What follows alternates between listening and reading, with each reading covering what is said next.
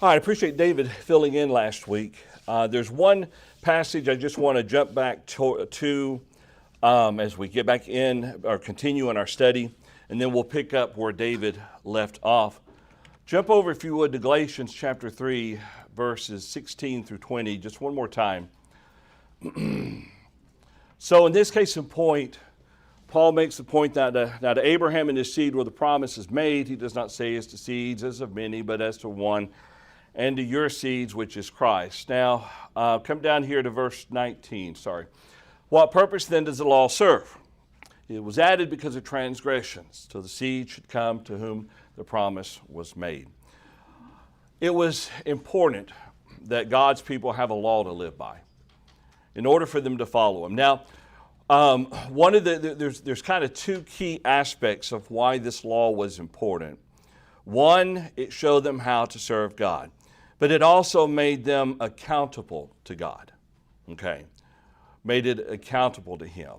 The Apostle Paul, if we wanted to spend the time, but we're not going to do it this morning, in Romans chapter 7, he talks about that without the law, you wouldn't be aware of what was wrong.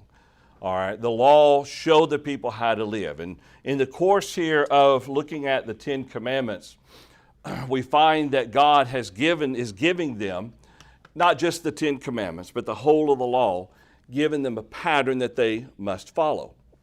Now, we're going to see this as we go through our study, but as they move into the land of Canaan, they're going to be surrounded by people who are very ungodly. Although they were supposed to have driven them all out of the land, the influence of both the Egyptians, in whose land they had dwelled, and later on the inhabitants of the land of Canaan, where they would be dwelling, would serve as a great influence against them and trying to lead them away from the Lord. And so they needed this law established. They needed this covenant in place so they would know what God would expect them to do. And it was for their own good, okay? It was for their own good to keep them walking with him and not walking away from him. Now, last week y'all left off with looking at you shall not take the name of the Lord your God in vain. When Jesus was teaching his disciples how to pray, or pray after this manner, he said, Our Father who art in heaven, what? Hallowed be your name. It was going to be of the utmost importance that the people hallow the Lord, view the Lord as holy, within their mind, within their mindset, and within their attitude towards him. Because it was this ultimate respect for him and his name that would keep them following him and serving him. But when we look there, and David talked a little bit last week about the last part, you shall not take the name of the Lord your God in vain. This was much more than occasionally saying the name of the Lord in an empty way. Matter of fact, as a common practice, did the people say the name of the Lord back then? It was typically only written. The actual name of the Lord, think about Yahweh, okay? But this goes, and David talked about this, focusing on the idea of the word vain and the idea of the word take. This goes a lot more into their general attitude regarding the Lord. Some commentaries suggest that you could connect this with Matthew chapter 5, right around verse 33, where Jesus tells them not to swear by anything, not even by God or the heavens. Another commentary suggested that maybe the idea here is people would attribute to God things that are not holy, things that he did not authorize. It could be a number of different ways, but ultimately it comes back to a lack of respect for him. And coupling that with the next one, remember the Sabbath day to keep it holy. This is ultimately a respect for God and him. There's no image of him that you can worship. There's no other gods that you can worship. It truly must be him and only him. Jesus in Sermon on the Mount said you cannot serve God and whom? Or what? Mammon or riches there. There cannot be any others. The children of Israel, there were times within their history, and in our next lesson, we'll probably look at a few instances of this, where they would engage in idol worship, but yet at the same time say they were worshiping God. You know, they claimed to be worshiping him, but because they brought in idol worship, they were not. A thought came up this last week in the Truth Factor discussion. I do that on Thursdays. Just because you have people who say they're worshiping God doesn't mean they are. They may say they're bowing down before Allah. They may say they're bowing down before the one true God. But if they're not worshiping Him according to His precepts and patterns, they are not truly worshiping Him. They're worshiping a God of their own creation. And so the children of Israel, it would be very easy throughout the course of their history to attempt to incorporate idol worship, but still not too bad about it, feel not too bad about it because, well, they're still worshiping God. Jeroboam, this was a thought that had come up. Remember Jeroboam after the division there that had to do with the sin of Solomon, 10 tribes. Jeroboam broke off the nation there, and the 10 northern tribes followed him. The 2 southern tribes followed Rehoboam, the son of Solomon. What was it that Jeroboam did because he was fearful that the people would return back to Jerusalem? He built carved images. Yeah. One in the north and one down south for them to worship. Yeah. 3 times a year they were supposed to travel to Jerusalem. And so he said, as soon as that next time comes around, where are they going to go? They're going to go back. And so, now this is speculative, what I'm about to say, but it's very likely that Jeroboam, when he built the high place in Dan and the high place in Bethel, and he built idols for them to worship, he probably still called it God. He probably still said, we have our own priesthood, you can still worship God, just like you used to do, but you can do it here, and we're not restricted by some of the legal tenets that the Levites establish on us, and so here we have these idols. Now I'm speculating a little bit. But it'd be hard for me to imagine that he would bring in a whole foreign worship of a false god and some of the people not rebel against it. It had to be some level of connection to bring him back. But even though with that case in point, would God have acknowledged their worship? Not as being acceptable. He would have acknowledged it as idol worship and not worshiping Him. And so it was crucial that they remember that nothing could be done outside of what He has established, even to the point of keeping the Sabbath day holy. Any thoughts or comments? Richard? I was going to say the same thing's true today, in that very rarely will a false teacher come in and bring something wholly new. They will come in with a little bit of false teaching, and then that'll be sprinkled among things that people are already willing to accept. Yeah. And so it just grows over time. And usually in the form of what is purely holy, watering it down to be more commonality. Yeah. That entrance of our thinking into what should be purely holy from God. The first 4 commandments should strike in us. You will have no other carved images, and you will not take my name in vain. Should strike in us that God should be so set apart to us that nothing we visualize can represent Him. And then nothing that we do should do anything but glorify Him in the things that we practice. As we mentioned as we closed last week, Israel profaned the name of God far more in their actions than they ever did in their language and their verbiage. It was usually always by their behavior. And they were flirting with the things around them that they had no business having affections for. That's right. What does the term holy essentially mean? Set apart. Set apart. Okay.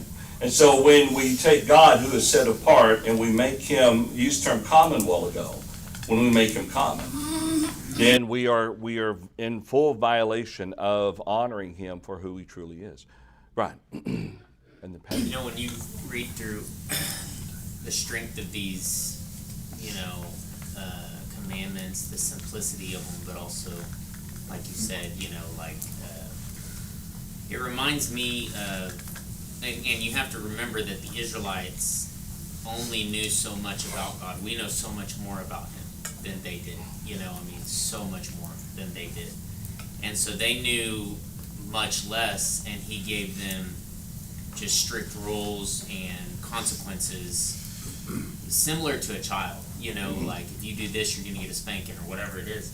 And then as time goes on, as humans go on, we are not obeying God out of fear, like they were back then, to where it's like, if you do this, this is the consequence. You know, we can see God. You know, like we have Jesus. We can't imagine him. You know, we have Jesus, and then he showcases and exemplifies and builds up the love, where he says, I didn't want sacrifice, I wanted mercy. You know, and so he comes in and shows that aspect, which I think as a parent and as a child, as you grow older, you love your parents, you know, like, or you want to please them. And I think that even in the story of the Bible and the story of the human race, it follows that same trajectory, you know, to where even what we talked about in Jeremiah, where he says, I'm going to change in their heart, you know, they will be my people and they will want to do this.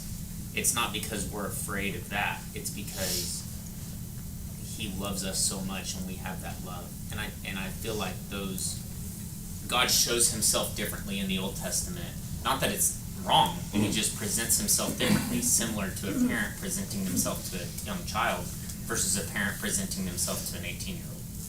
Good point. Good point. Patty. In Galatians 3, it talks about law requires righteousness. Mm-hmm. Yeah. And that's an interesting thought, because oftentimes when we think about the Old Covenant, we oftentimes want to say that the Old Covenant was physical and the New Covenant was spiritual. But fundamentally, under the Old Covenant, God expected them to love him from their heart. It was being a spiritual obedience that was naturally then manifested outwardly. You know, began from the heart and flows outward like that. But even the righteousness that he was seeking from them, they did not have, because they didn't have the faith of Abraham. They didn't have the abidance within his word and so forth. Jesus is righteousness. That's right. Yeah. That's right. All right. Let's come back here for just a moment now to the. Let me get back to where I need to be. Got to take my glasses off. So come back now to Exodus chapter 20, and let's look at the fourth commandment there. And in the course of this, we've noticed what day of the week he tells them to keep holy. There we go. He says, remember the Sabbath day to keep it holy. 6 days you shall labor and do all your work, but the seventh day is the Sabbath of the Lord your God. And it shall do no work, nor you, nor your son, nor your daughter, nor your male servant, nor your female servant, nor your cattle, nor your stranger who is within your gates. For in 6 days the Lord made the heavens and the earth, the sea and all that is in them, and rested the seventh day. Therefore the Lord blessed the Sabbath day and hallowed it. Okay. Now, according to this account in Exodus, why did they observe the Sabbath day? It was an honor or memorial of what? The Lord resting on the seventh day, okay? And in the course of this, he lays down for them that they too are to rest, okay? But in a minute, we're going to look at Deuteronomy's recollection of this. But any thoughts or comments before we do? Nat?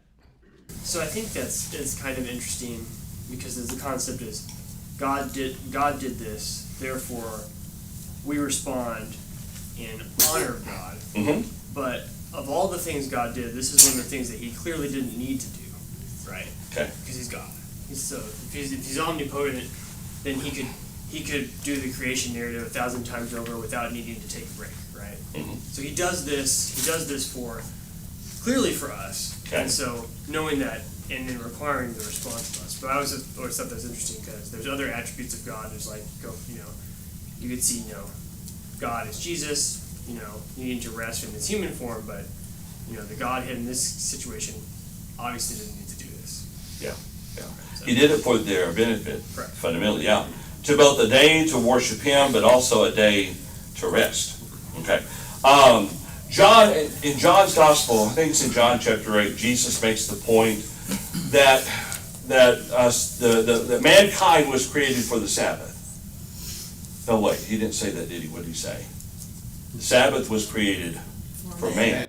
Okay. He was the Lord of the Sabbath. That's right. He was the Lord of Sabbath. And I make that point because in Deuteronomy chapter 5, when we come down to the second generation of Israel that's now about to enter into the promised land, they're at the plains of Moab, and Moses is reestablishing this covenant with God with this second generation. When he reviews the Ten Commandments here, and he talks about the Sabbath day, the wording is a little bit different. Notice beginning in Deuteronomy chapter 5, verse 13, 6 days you shall labor and do all your work, but the seventh day is the Sabbath of the Lord your God. In it you shall do no work, you, nor your son, nor your daughter, nor your male servant, nor your female servant, nor your ox, nor your donkey, nor any of your cattle, nor your stranger who is within your gate, that your male servant and your female servant may rest as well as you. And remember that you were a slave in the land of Egypt, and the Lord your God brought you out from there by a mighty hand and by an outstretched arm. Therefore the Lord your God commanded you to keep the Sabbath day. Now what's just a little bit different? It doesn't alter the meaning of it at all. But what did he reference here that's not really referenced in Exodus 20? Exactly. Okay. So when you think about this for just a moment, I'll try not to go too far afield with this. In this case in point, he harkens back to the Lord setting them free from their slavery, and this is kind of in remembering of this. But ultimately, the Hebrew writer tells us that the first generation was seeking a land of what? A land of rest. But no rest was found. Okay. Now, what generation did find the land of rest? This generation, the second generation did. So I've often thought it interesting that in the Numbers, when Moses recounts the law here to the people before he dies, before they go into the land, that in this particular one, he makes a connection there with the Lord having set them free from their bondage there. Okay. All right. So let's come back over here. And David already covered this last week, I think. In Matthew chapter 22, verses 34 through 40 is the conversation where they ask Jesus, which is the greatest of the commands. And he says, love the Lord your God with all your heart, soul, mind, and strength. And I'd suggest that the first 4 commandments fall within this category. If you wanted to divide it up into 2 different parts, the first 4 would be summarized within this idea of you shall love the Lord your God with all your heart, soul, mind, and strength. Brian. Why do you think it is?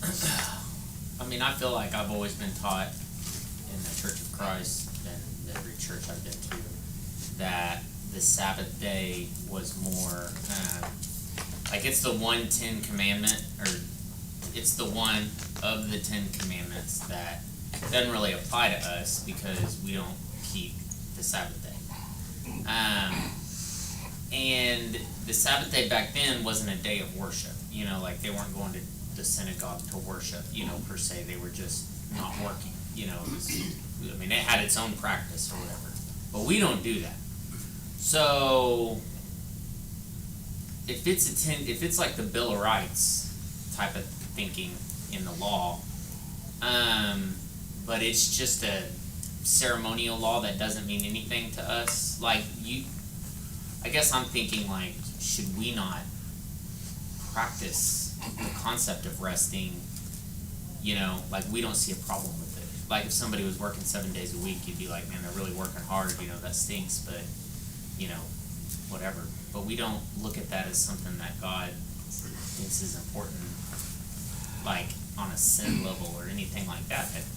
It's one of the 10 commandments. Well, if I wanted to stir the pot a little bit, I would boldly say that none of the 10 commandments apply to us. Well, no, I mean, like, because we're in the new covenant of Christ. Yeah. Well, we always say that. Uh-huh. But then when you want to justify why you do something or why you don't do something, not you, the proverbial you, we use a bunch of Old Testament passages. Yeah. And we're like, see, it's for our learning. And I'm like, well, it's for our learning for that reason. But in all reality, that's a Jew. I'm not a Jew. Yeah. So what we have to be careful of, the reason why I say it kind of that way is because we're looking at say, okay, nine of the 10 commandments apply to us, but 1 don't. Okay, the reality is full understanding of it tells us that even under the new covenant, we're not limited to those 10 commandments. Think about Jesus in Sermon on the Mount. He says, you have heard it said, you shall not kill. But I say, if you hate your brother, okay. He goes through and gives a better explanation of really what was God's intentions behind the commandments. You've heard it said, you shall not commit adultery. But I say, if a man looks after a woman to lust after in his heart, he's committed adultery already. And then as we segue then into the new covenant of Christ, then we see an even better understanding of how those things are applied within our life. Now, I think it's a good point about lessons learned, okay? I think there is a good lesson to be learned about taking time to rest. Where if you work 7 days a week, you're going to burn yourself out. Where you set aside the time to worship God. You set aside the time to devote to the studying of His Word. Yeah. Nat. Kind of like piggybacking on that a little bit is, so we know the new covenant is like in every way superior to the former, right? Mm-hmm. That was the shadow. But we also know that God is our creator. He fundamentally understands aspects about us that we don't ourselves, and that His wisdom is manifest in both covenants. Sure. Right? And the ancient Israelites were human beings, just like we were, and there's attributes in them that the attributes, both the positives and negatives of humanity, transcend the entire timeline of the Bible. And so, I think to me it's pretty clear that one of the reasons the Old Testament that is given to us to still have is because the people reading it then, the same people reading it now, are human beings at a fundamental level.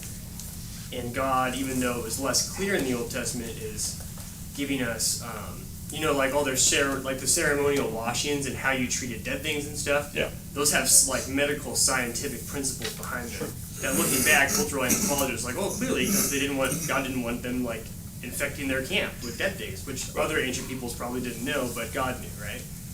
And so what is that? So that concept of rest and setting time apart to be holy, to make that holy, does that have a timeless attribute to it? I think you can argue that it does. Yeah. So, Because without the time set aside to worship the Lord, we begin to forget Him. Yeah. And that's what His people did. Yeah. David. Well, I'm kind of fearful of continuing the line because we really need to move on, but the contemplation of the Ten Commandments, and remember that, as Jesus accurately said, on these, in Matthew 22, hang the law and the prophets. From here, everything expands out within the category of our reverence towards God and our respect for one another. With the exception of the Sabbath day, Colossians 2:15 demands that we should not be troubled by Sabbaths any longer. Right. But Brian's right. There is a contemplation in this that if we take just the concept of Sabbath out of it, is there time that we should be devoted to God? Absolutely, beyond a shadow of a doubt. When we come together, that is the moniker of our assembly, is to present ourselves in holy worship to God, to stir up love and good works. This is a time-honored practice that God gave us so that we would not forget, as well as to honor the Messiah for His gift to us. With all that said, all of the commandments, besides that Sabbath day, have made its way into our New Testament teaching. And without exception, they all honor your mother and father. Ephesians chapter 6, verse 1 and 2 demand the same thing from children to their parents. There is nothing missing in here. Ephesians chapter 4 demands that we no longer steal so that we have something to give to others. All of these commandments make their way into the teaching of the New Testament. And see, when we're studying with people and we're trying to show them, someone would say, what is wrong with two people living together before marriage, okay? You don't go back to the Ten Commandments and say, well, God says you shall not commit adultery. You go back to what the apostles taught. Now, it builds upon that, of course, but you bring in the New Testament passages. You mentioned Colossians chapter 3, bring in also Ephesians chapter 4, okay? You shall not murder. The Apostle Paul says all murderers and whoremongers and so forth, God will judge, you know. And we have an even greater expansion of, if you would, the thou shalt nots and the thou shalts in regards to our relationship with one another. Here he identifies not committing adultery, not stealing, not coveting, and so forth. But there are other things that can stem off of that, going back to Colossians 3, verse 8 and following. They're not listed in this set here. But when you break out here in just a second what we'll look at, then you kind of see, okay, that includes so many things that would fall under the umbrella of not loving your neighbor as yourself. Yeah, Brian. Well, I agree that everything is in the New Testament in different forms or fashions, but the Sabbath isn't in the New Testament in a different form or fashion because That's the one not. Because the Yeah. Sabbath in the Old Testament is not a day of worship. That's not Sunday coming together and worshiping God. The Sabbath was take a day of rest, Yeah. and it was there to protect most likely the poor and the people that had to work constantly and certain things like that. I'm sure that I think God put it in place in order to protect them. My thing is, what I find the most fascinating, and I don't know what the reason is, and this is, I wasn't asking if they were repeated in the New Testament. My question was, why is the Sabbath a part of where it, like Jesus says, the law and the prophets all hang on these two commands, which is love God and love your neighbor. Every one of these is about loving God and loving your neighbor. And then the Sabbath day is more of a ritualistic law, like the law has in it, right? But it's thrown in there in the Bill of Rights. I say the Bill of Rights just because this gets its own big thing that's put in the Ark of the Covenant. It's for the good of the people. I believe, and in honor of God. It's different than everything else. Like it's a different. It's just I'm just contemplating it. Why is it with all those other things that are all about your heart, and this is different? When under the new covenant, when is our Sabbath rest, if you would, using that terminology? When we die. When we die, eternity with God in heaven. Yeah. Richard. I was just going to say that we're focusing on the Ten Commandments, but there were a lot of other rules that they were bound under with the Levitical law. Yeah. Everything from dietary restrictions to women. Yeah. Women during their time of the month. All kinds of things that rule life. And those things... there are more things than just the Sabbath that we find that we are not under today that they were. As a matter of fact, kind of moving on, Leviticus 19:18, real quick, was with the statement where Jesus said, or in the law says, kind of jumping into that, but you shall love your neighbor as yourself. That's the second thing Jesus says there. And so the latter portion of these 10 commandments would be summarized within that. Honor your father and your mother. Shall not murder, shall not commit adultery, shall not steal. You shall not bear false witness against your neighbor. You shall not covet. So much there within that so many things can be kind of branched off in connection to that or caused by the emotional things or whatever that would come from this. But kind of going to what you said there, Richard, and we'll move it forward here. If we were to read Exodus 20 through 23, then you have the law of the altar given, the law concerning servants, the law concerning violence, the law concerning controlling certain animals. And this is a very simplistic outline of these sections. Responsibility for dealing with property, moral and ceremonial principles, justice for all, the law of Sabbaths, 3 yearly feasts. So you're right. These are the 10 that we see there. But think about it. 2 cases when they first went into the land of Canaan, they were supposed to build an altar, and on the stones they were to carve. They were to put the law. And then at a later point in time, we see something very similar to that where the law was written. So was it just the first 10? Probably not. It was probably much more detailed so that the people through the ages would come by and read it and see the law listed there that they would be able to read. Yeah. So the whole point we're kind of building up to is that God said to his people, if you'll obey me, then he will bless them. And the people agreed to his voice. I think y'all already looked at part of this last week in Exodus chapter 19, verses 1 through 9. They agreed. They said, we will do. Specifically there, notice beginning in, we won't bring it up on the text there on the screen. And the people answered together and said, all that the Lord has spoken, we will do. Okay? And then after, assuming Exodus is written in a somewhat chronological order of events here, after this, in Exodus 24, verses 1 through 8, we see the same thing again after the law had been given to them. Notice there in Exodus 24, beginning in verse 1, come down in the text there. He said, and all the people answered with one voice and said, all the words which the Lord has said, we will do. Now, those are dangerous words, okay?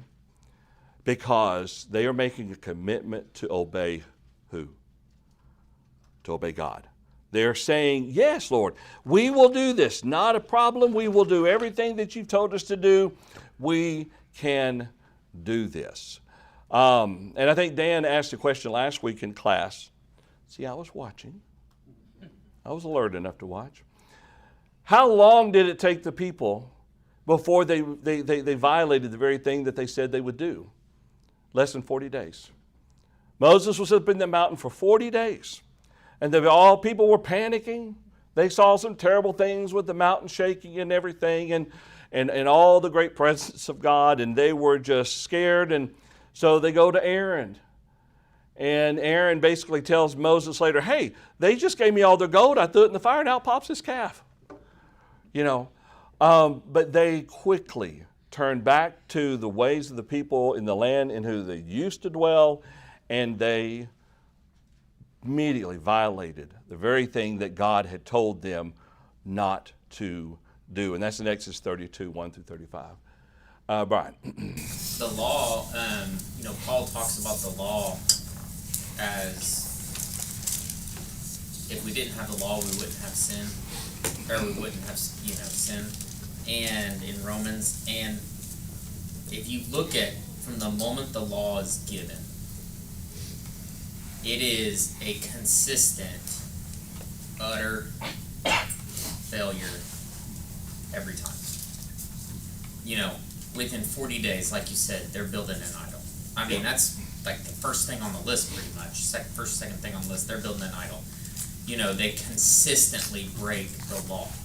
Consistently throughout time, up until the time Jesus comes.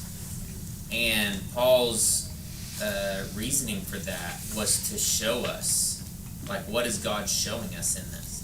He's showing us, you failed, you need me. And that's it. That's the point of the law, is to show us that, that's what Paul says anyway, that we wouldn't have sinned. If God hadn't created the law, well, then we wouldn't have sinned, according to Paul, in that way. But by creating the law, by teaching Paul what covet was, he now coveted. That's right. And so the point was for God to show us that we need him. How to separate his people from the world. We need him. The world doesn't have him, and here's how it's done. Well, no, I think it's we need him in order to live up to what God is wanting. He's showing us all men have sinned. No one can do it. If you think you can, no one can. And you have to come to me humble, and I will save you. My yoke is light. I will help you. That's right. That's a good point. Dan. I think, this is what I envision as happening there when Moses went up on the mountain. God's voice, the smoke, the fire, and everything was still echoing through the valley there when they were melting down their jewelry. This, to me, it's hard to believe that they quickly turned away from God that quick. And we're warned about it in the New Testament. How quick we turn away from God also. So I think it's in us to not do exactly like we should, and we need God's help to keep us on the right path, like Ryan just said. Yep. We can't do it without God. That's right. That's right. All right, let me see. Trying to figure the time out here real quick. So 40 years later, they come to the plains of Moab. And in Deuteronomy chapter 26, verses 16 through 19, 40 years later, we see the people once again committing to serving the Lord. This day the Lord your God commands you to observe these statutes and judgments.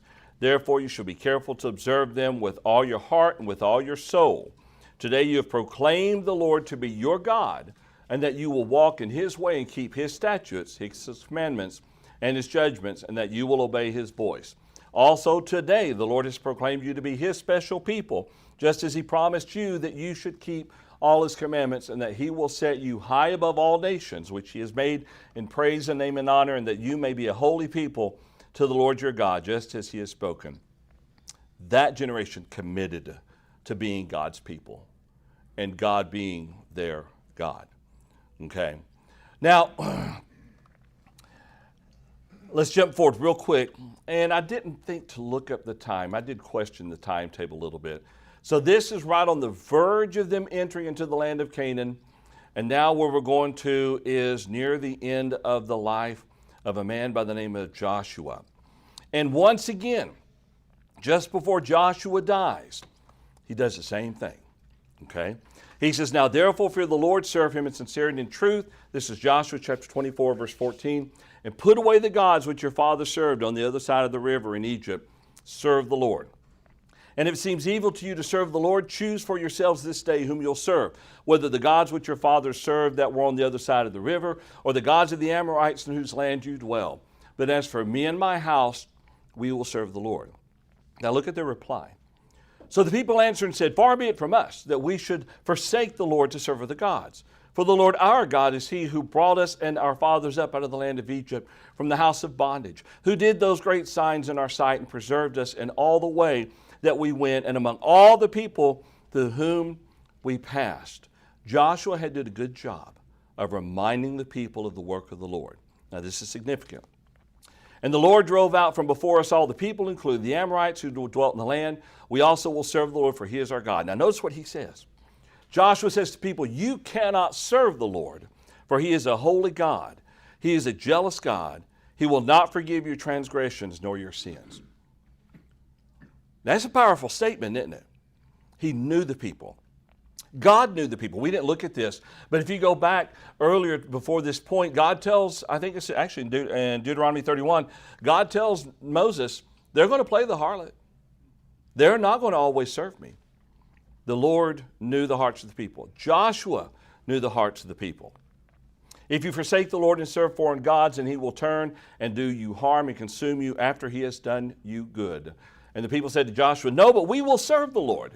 So Joshua said to the people, you are witnesses against yourself that you've chosen the Lord for yourselves to serve him. And they said, we are what? Witnesses. And probably within the next 100 years, every man was doing that which was right in his own sight. And we see the period of the judges coming in. All right, appreciate all the thoughts and comments. Let's continue with the lesson. Next week, we're going to finish it up. We'll be looking at blessings and cursings. This is very significant. And then if we finish the lesson, we'll go into lesson 5. We'll be looking at God's disobedient people. Appreciate participation and comments.